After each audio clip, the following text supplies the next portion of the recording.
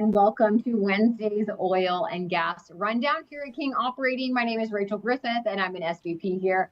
Thank you so much for joining us today. This is going to be our last oil and gas rundown of 2025. So, of course, my panel of gentlemen here, our founder and CEO, Jay Young. Jay, say hi. Hey, everybody. Hey. Hello. Man, can't believe it's our last one of 2025. Hey, I'm excited. Me too. Of course, we have Steve, our Chief Operations Officer, and Mark Ayers, our lead geologist, here with us today. And we're going to go through a little bit of 2025 and looking into 2026. Some of the things we're excited about, lessons learned, a little bit of news and recap, everything that's kind of gone on. And then I want to let everybody know this is our last live, as I said, for 2025. So next week, you won't find us here. It'll be a Merry Christmas and a Happy New Year to everyone, and we'll see you in January. But let's just kick it off here, Jay, and talk about as we wrap up the year, what was one of the most influential oil and gas news stories in 2025?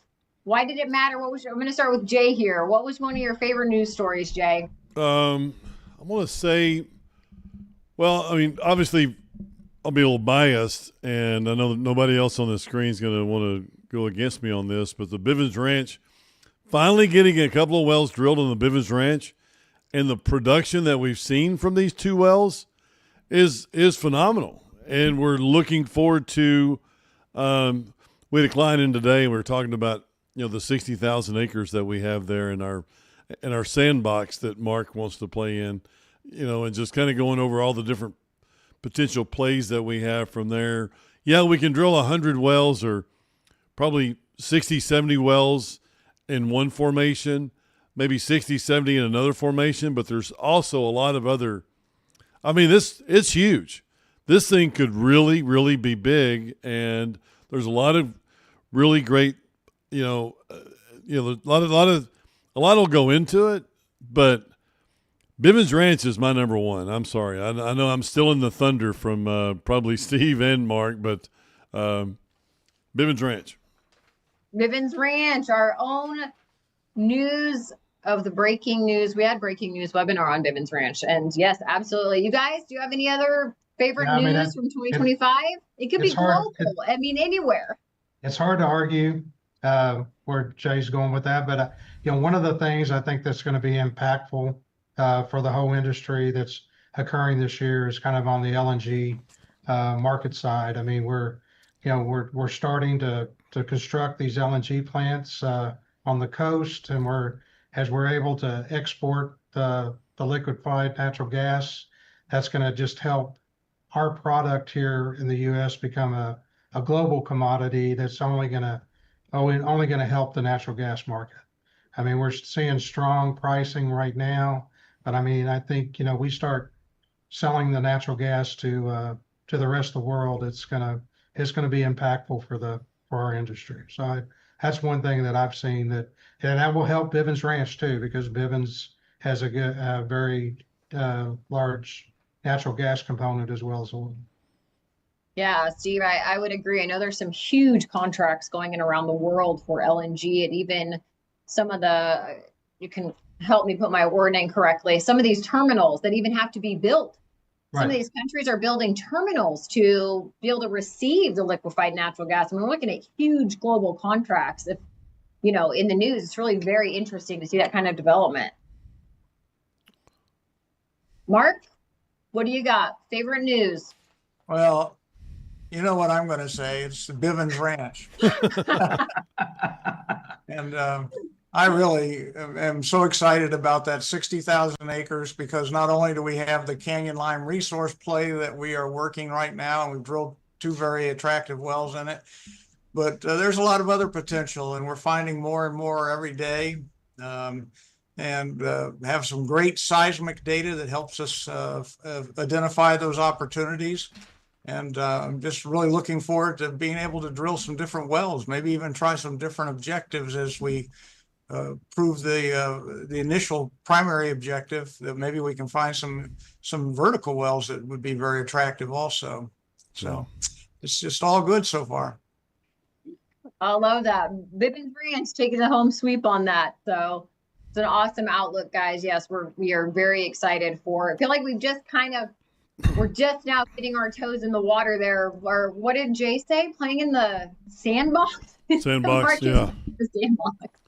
Well, you want to create a sandbox or create an area, and we had the circle around this acreage, 60,000 acres. I mean, that's a lot of acres. I mean, that's amazing. I don't know how many acres is in Rhode Island or whatever, but or Manhattan or whatever. We have 60,000 acres under our discretion to do whatever we want to, as long as we go by and that's what one thing too that people need to realize is that that's our acreage that we can do and we can go to and talk about and use and discover as many things as we want to on this thing, as long as we can afford it. But we have to drill a certain amount of wells every year to keep the lease live, or to keep. We don't own the surface; we own the minerals. We have the rights to drill for the minerals underneath the ground. As long as we continue drilling on that property at a certain level, I mean, we get to keep it. So we're excited about it, and we have a lot of different. We're getting ready to drill 2 more wells. That'll be our 2025 recommendation or requirement, and then we'll go into 2026 next year. Doing the same thing. But we can literally 60. It's like a business. It's like an apartment complex. It's like a building, or it's like its own business. So the Bivens Ranch will be really great because we can increase the value of that as much as possible by drilling and by, finding new avenues or new ways, I guess, to drill for wells.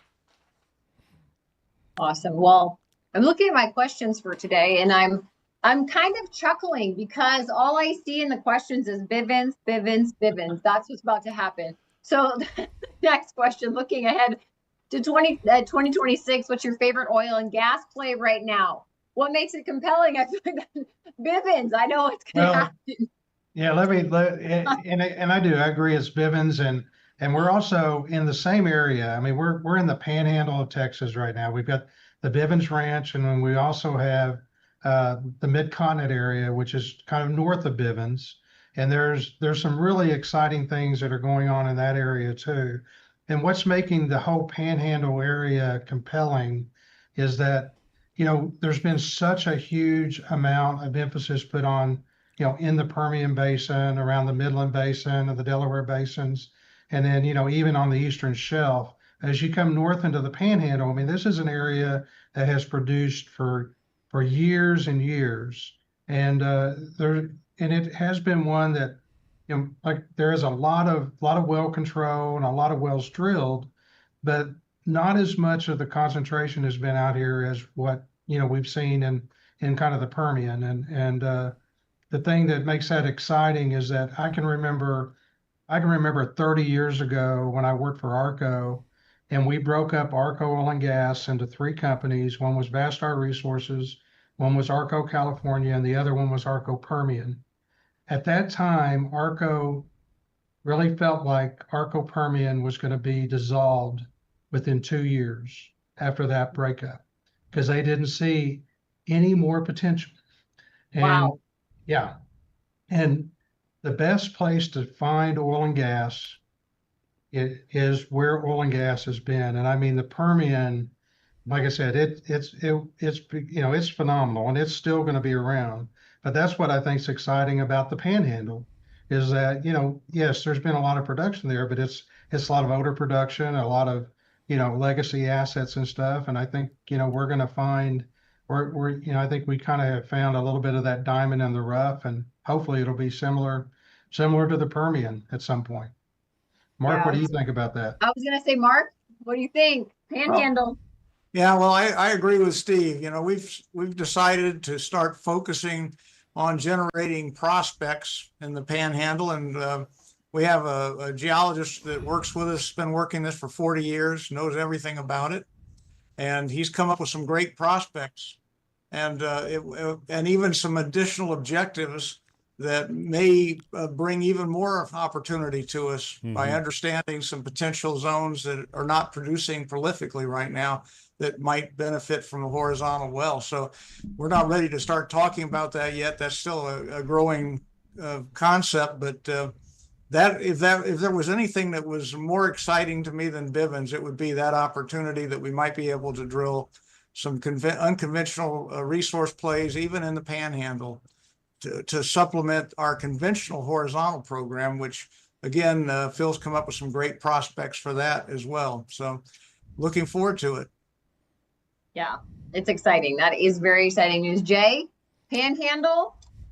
Yeah, well, you can do what Jeff Gostovich said. He just texted me and said, "Hey, well," or he's online on LinkedIn or one of them, and he said, "The big beautiful tax bill." So, hey, another great person or another great area to look at is your tax bill, and that's what Jeff Gostovich said. He said, I like that." So that's another good asset to look at. But when you're looking at an oil and gas asset like the Bivens Ranch or Mid-Continent, or we have another fund, which is a non-op fund.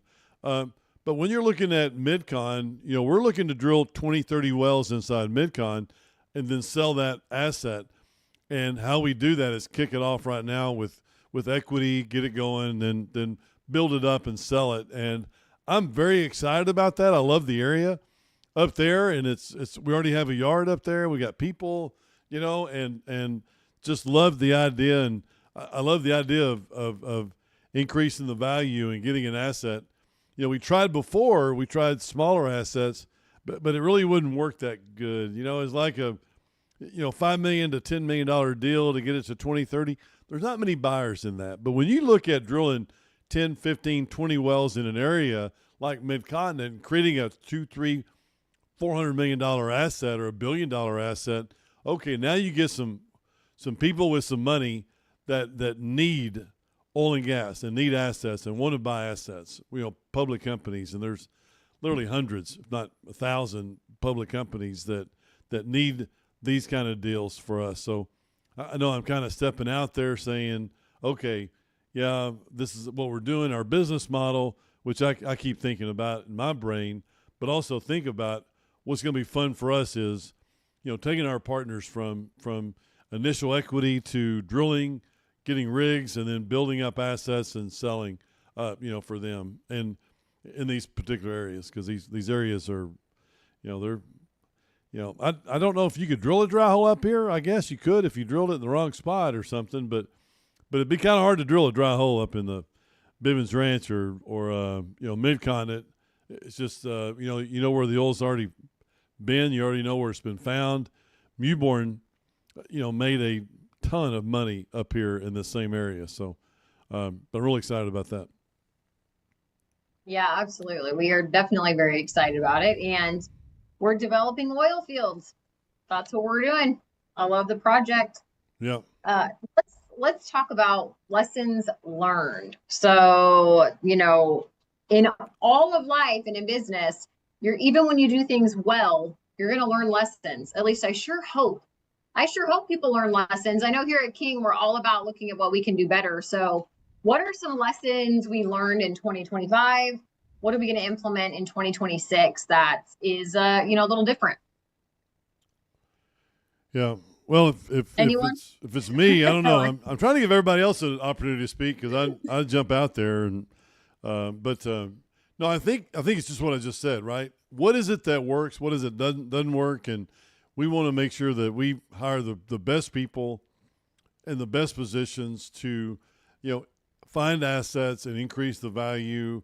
And our business development team does an incredible job on what they're doing. So, with the initial equity and our banks and everybody's helping us here, but how do you get to that next level and what sells? What does sell? I mean, that's what you read through the Trevor Reese Jones stories or the Tim Dunn or Cody Campbell's and all those kind of stories. Man, these guys are unbelievable. And what did they do and what they sell and how they sell it and just kind of doing what they do. So it's not too hard. Yeah, I mean, I think from It, from it an can be a good lesson too. I want to say that. It doesn't have to be a bad lesson. It could be a good lesson. You know, positive, it could be positive. Yeah. Well, no, I was going to say that, from an operations standpoint, especially when you enter into a new area like we've gone into with Bivens and some of this, I mean, you're right. There's always lessons learned. They're good ones and potentially bad ones, but as we develop this, I mean, we always talk about these. We have these first two wells here that are doing very well, but usually when you enter into a new area, the first two wells are never your best wells because of lessons learned. Mark's been incredibly diligent on, after doing, working on postmortems on these two wellbores, trying to, understand them better, understanding as we get ready to drill the next two, where, is there a different place we should or shouldn't land them, and things that we may be able to do better that will improve them even more. So I think we're going to continually be able to learn in this area, and I think it's phenomenal that we have two wells that are performing the way they are right now, and I just think that we have nowhere. I think we're gonna go up from there. So I'd like to add something, Rachel, on that. Yes, please. When one of the things that, and Steve touched on it, but I'm not sure everybody really understands what he was saying. When there was a time in the Permian Basin that the majors did not know what to do with their assets there. They didn't want them on their books. The wells were producing marginal vertical wells, lots of big fields, didn't make much profit, and they couldn't sell them. Nobody wanted them. And now we look at it as probably the premier property in the domestic United States, simply because people dug in and started developing it, drilling horizontal wells, and finding that those poor vertical wells were really just harbingers to incredible potential for horizontal wells. And so taking that same theme, and this is something that I hope we'll find in the mid-continent, is we look at it on the surface and we think, well, we're just going to drill wells offsetting the best existing horizontal wells. But as we started doing diligent geologic analysis, we started seeing that there's a lot of other potential there that we may have neglected just because we're looking at what's the easiest thing. And when you have to dig into the more detail, and it takes a lot of work to dig through all that data, we may find some better potential. And I know Jay was really interested in finding some potential PUDs, we call them, undeveloped things that were proved that we could sell ultimately. Well, now we're finding ways that we can develop that. Whereas when we first started looking at re-entering the Mid-Con, it was looking more like we were just trying to actually acquire the PUDs and drill them by themselves because we were offsetting the best wells we could find. Now we're realizing why they're the best wells by doing a lot of detailed work and looking at all the old vertical wells. And that's exactly what happened in the Permian Basin. So I know it's sort of hard for people to grasp that, but I remember years ago going to look at a prospect, in an international prospect at Shell's offices. And Shell and Steve, you may remember this, they actually, and several other majors, had set up another company to spin off all their assets into, because they didn't know what to do with them. They didn't want those assets burdening down the company. And those are the very assets now that make the premier property in the domestic United States. So sometimes doing that extra diligent work and taking a little bit of a forward look is a good idea. And I think we're doing that in the Mid-Con now. Mm-hmm. No, that's very interesting and also very exciting. I mean, looking back at the history of oil and gas and just seeing some of what happened in the Permian, and then, the progress made, the diligence they did to kind of shift things over the years, and looking at the Panhandle, it's very exciting to think about those possibilities. I love that. Any other lessons we want to tap into before we move on? No? All good? All right, let's go ahead and talk about the energy markets headed into 2026. So if we're looking at the energy markets, what do we think is one thing people may be underestimating, Jay? I think the price of oil and gas and what it's going to be in the next year, 2 years. You hear about the EIA and you hear about all the different people that talk about it, but we're not drilling. We're taking 20% of the markets, or I'm sorry, taking 20% of the rigs off the market in the Permian Basin in the last 2 years, and because of that, that's what makes oil. It makes oil, and if you're not making it, that's not good, because the wells that are already on decline, they probably decline 40 to 60% the first year. And I'm not an engineer. You can talk to these guys up here and ask them what's the decline rate in 1 year from a brand new well. But these brand new wells that come online, if they decrease or decline 40% the first year, up to 60% the first year, and you're not drilling for new wells, new oil, what's going to happen is we're not going to have as much oil come summertime and then end of next year as we think. And if we don't have any new oil on the market, or if we have a lot less, and then OPEC decides they're going to start cutting back, which is probably going to happen, then prices are going to be $80 to $100 by the end of next year. So right now is an incredible time to go in and start drilling for oil and gas, because right now you're seeing, you go by a yard and there's three to four rigs in a yard, where at the end of next year there probably won't be any.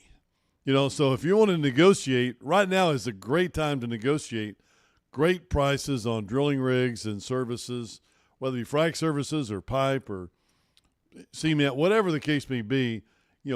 Let's do it now, and so we can drill that well for $8.5 million instead of 10 or 11. When the price goes down, services become cheaper, and when you're drilling a well, it's like anything. It's like building a house. I mean, if you build a house, you have a roof guy, you got a carpet guy, you got a front door, you got a commode. I mean, you have all these different things. It's just like drilling for oil and gas. They have so many different vendors, and they're all different, and you have to have all these different people that provide these services. And if they're not being used, man, prices go down. It's just like anything. And prices are coming down right now to drill, develop. Let's do that for the next, 3 to 6 months. Let's get in here and get some wells drilled. And next year we'll be able to see, or we'll be able to benefit from drilling these wells at lower cost. Yep, absolutely. All right, let's talk about one risk or a challenge that we might be watching for next year.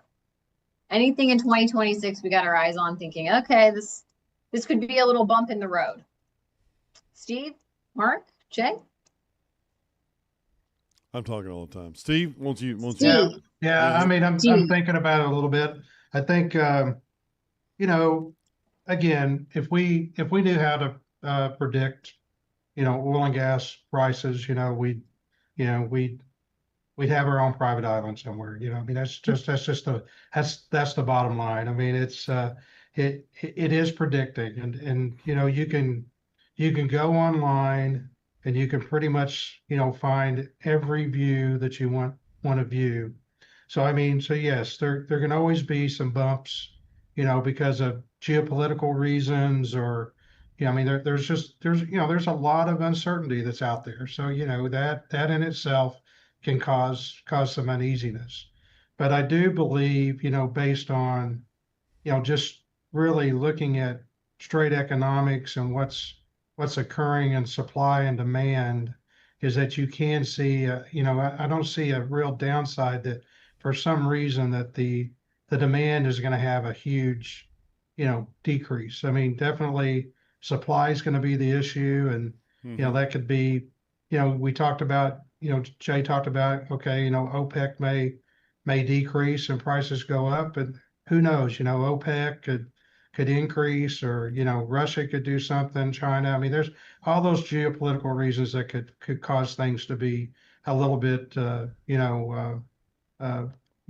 basically slower than what we would expect. But that is our business. I mean, it's been like this for the 40 years that I've been in it. I've seen prices as low as minus $35 at one time, just a few 10 years back. I've seen gas prices in the 50-cent range, but I've seen oil prices at $140, and I've seen natural gas prices at $14, $15. So there's going to be the ups and downs, but I mean, if you look at where the industry's been over the last, you know, 10, 15 years, it's been pretty solid, kind of in this range of, of a 60 to $80 world. And I think, I think, based on where we are, I still think we're going to be in great shape next year. And to Jay's point, as far as costs go, he's absolutely right. I mean, right now, I mean, I talked to Kelly Duncan, who is our head of drilling, and it's amazing the supply of services that are out there right now, and the cost that we're able to get these rigs for, that are basically day rates that that are like we did 15 years ago even. So that in itself is gonna be beneficial. Well, I think another point is not just the cost, but the quality of the individuals that are working in these service companies. When things start getting lean, we get the best of the best, and that's always been an issue. One other thing I think, and Jay will like this because he's always harping on us, but it's true. We can't become myopic by constantly thinking of Bivens. We've got to think of other opportunities. I mean, we ultimately hope to develop Bivens to the point where we can spin it off. So we need to always have some other things in the hopper, and the mid-con is a logical place for us to do it.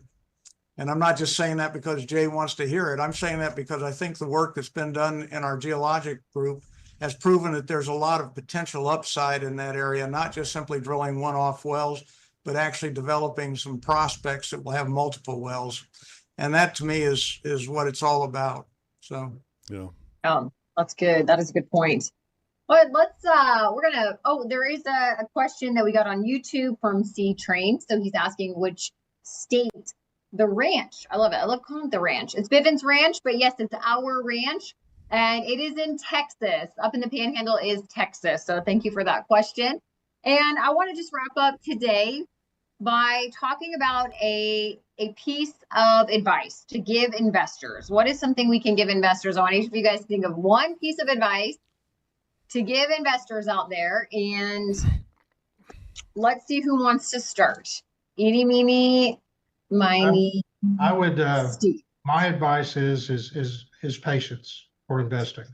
I mean, I laugh. I look at all, the investments that me and my wife are in, and I kind of joke around with her because sometimes she looks at it daily, and I try to tell her, we're investing for the long term. And yes, there's going to be days that we're up and days that we're down, but you got to look at the trends. And so, my advice would be is that, we really have to have patience in when we do investing, because with us, you're investing not only in the asset, but I think we have an incredibly talented team here. And so I would like to think, you're investing in our team and the assets. And I just see in the long term that that's going to pay off. Absolutely. Absolutely. Mark, you got anything? Should I go? Mark, any advice for the investors out there? Well, I think one of the things, this is an adage, but it's true. People that watch for futures so sharply, looking for what the oil price is going to be, usually fool themselves. I think buying low and selling high is sort of what you're doing right now. Oil prices are low, but we certainly believe they're going to go up. And why not develop your asset now while you can do it more cheaply? And that's a simple idea, but it's one that I've seen over my career over and over again. Yeah, I'm not a big sophisticated investor, so. Yeah, no, but you're good though, and you like the Bivens Ranch. You're good, and you are smart, Mark. Yeah. No question about that. Yeah. Jay?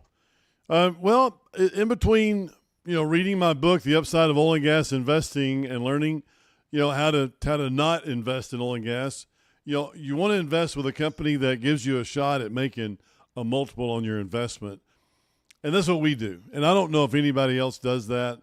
I don't follow a lot of different people, but, I know that we build up assets to invest in the future, and we take our clients with us on that, which is an incredible opportunity for them.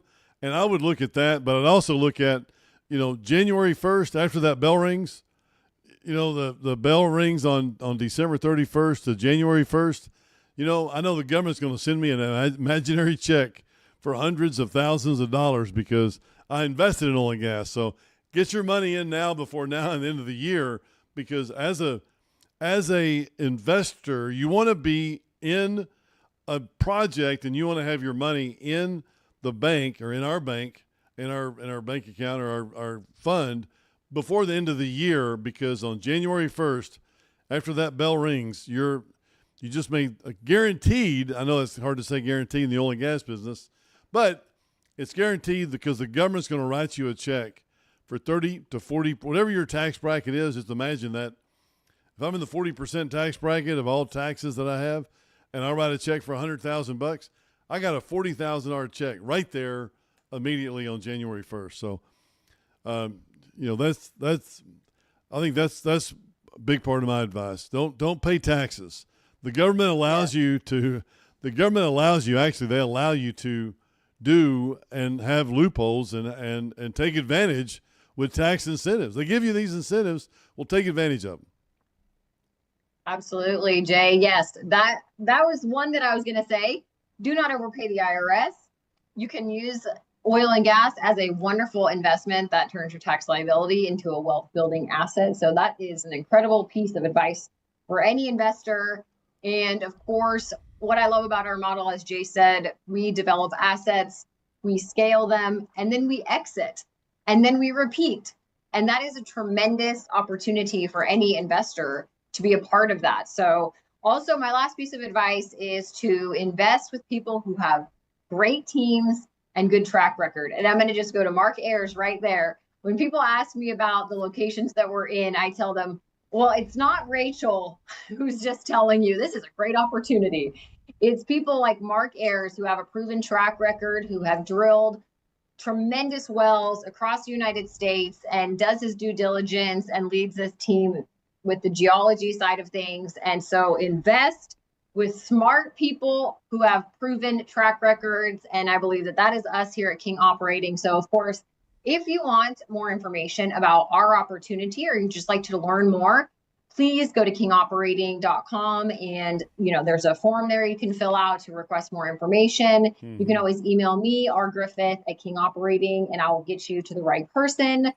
Make sure you check out Jay's book, The Upside of Oil and Gas Investing, published by Forbes Books, bestseller on Amazon. You can find it there. You can find the audiobook on Audible, and it will give you a wonderful deep dive and insight into why we changed our model and how it benefits you as an investor. So you definitely want to get a hold of this book. And gentlemen, that is going to wrap up the 2025 season. Yeah. Wow. It's been amazing. And we're excited to see all of you back here in January for a brand new year. Great. Awesome. All right. Thanks, everybody. Appreciate it. Thank you, everybody. Have a Merry Christmas. And right down below, Happy New Year. Yeah, and right down below, if there's anything that you want to know in the future, be sure and put some questions in here. We don't mind answering them, and we can prepare for them next time. Mm-hmm. But very, very excited to do that for you. So we want you to learn more about the oil and gas business. And just be educated. So that's our goal. Thank you very much, Absolutely. Everybody. Happy New Year, and we'll see you back here next year. Happy holidays, everyone. Thank you so much. Thank you.